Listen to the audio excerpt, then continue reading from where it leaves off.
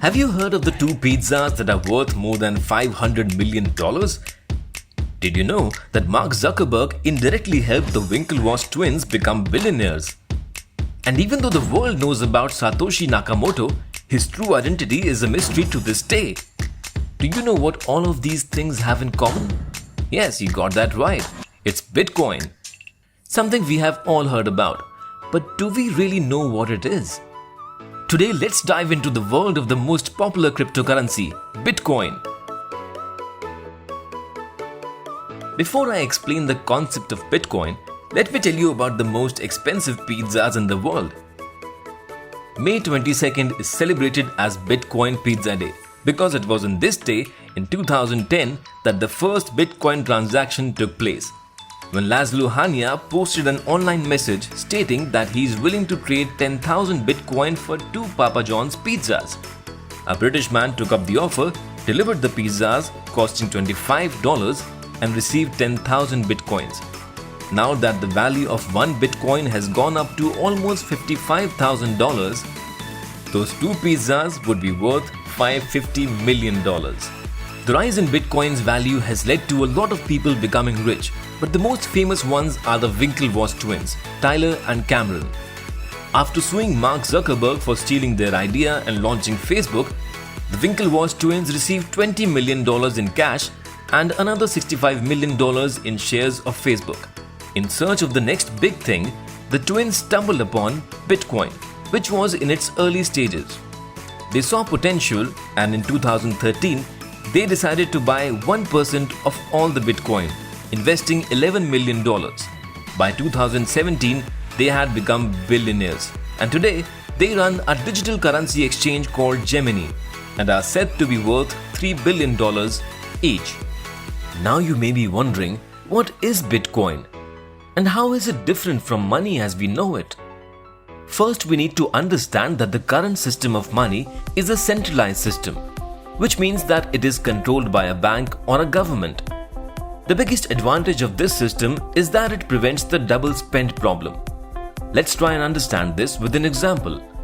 If you ask your mother for 100 rupees in the morning to buy school books, and in the evening you ask your father for 100 rupees for the same reason, they won't know about this duplication till they tally their accounts. Such a problem could have been prevented if only one parent was in charge of giving out the money. So, a decentralized system was always going to be a problem because it could not handle the double spend problem. However, in 2008, a mysterious man named Satoshi Nakamoto released a document that laid the guidelines for creating a decentralized system of money called Bitcoin. Even though the true identity of Satoshi Nakamoto was never revealed, the Bitcoin movement soon gained momentum and began to grow. Nakamoto proposed a decentralized digital currency released as an open source software, and it can be sent from one user to another through a peer-to-peer network. Every computer or node that is part of this network carries a copy of the central ledger that has all the transactions recorded in it. This is known as the blockchain. Here is how the blockchain works. Each block in a blockchain has 3 important components: data, a hash, and the hash of the previous block. Any tampering of the data will change the hash, which is a unique signature created from the details of a block. If a block is altered, its hash will be altered too, and it will not match with the next block. Now I know what you're thinking. If it's a computer-based system, it can be hacked, right? But to hack a blockchain and make changes, a hacker will have to attack not one, but thousands of computers at the same time to be able to make any changes to the blockchain. Having said that, with the computing powers available today, it is indeed possible to hack thousands of computers in a matter of seconds. Hence, there is another safety measure within the blockchain. This safety measure is called proof of work, which slows down the creation of new blocks. In the case of Bitcoin, it takes about 10 minutes to calculate the proof of work and add a new block to the chain. And herein lies the way to earn or mine Bitcoins. For calculating proof of work, individuals or miners are rewarded with new Bitcoins, and this is how new Bitcoins are created. Just like precious metals and stones, the value of any object comes from its rarity.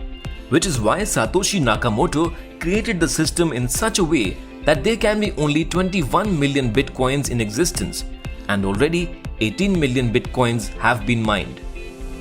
If we can compare Bitcoin to the introduction of email or online shopping, then the blockchain is the internet, a technology which can have endless applications that we can't even imagine as of now. In the coming years, blockchain technology will be an integral part of all our lives, and even though we may not fully understand it, it is here to stay. The best way to take advantage of new technology is to learn more about it. And while at home, if you want to keep mining more knowledge every day, make sure to log into Z5 and keep playing Mind Wars.